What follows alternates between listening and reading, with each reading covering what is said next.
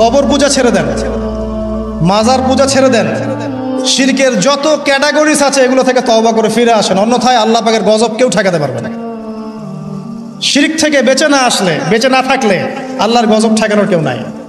আল্লাহ পাক শিরকের পাপটা মাফ করেন না, অন্য যে কোনো পাপ আল্লাহ পাক যাকে ইচ্ছা মাফ করতে পারেন, তবে তওবা করে মারা গেলে আল্লাহ মাফ করতে পারেন।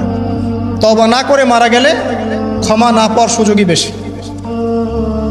তো যেখানে যেখানে দেখবেন এখনো এই শতাব্দীতেও, এই সালগুলোতেও বন্যা, দুর্যোগ, ভূমিকম্প, জলোচ্ছ্বাস ইত্যাদি হচ্ছে, দেখবেন ওই কওমগুলো কোনো না কোনোভাবে শিরকের পাপের সাথে সংযুক্ত আছে, কোনো না কোনোভাবে তারা শিরকের পাপের সাথে সংযুক্ত আছে।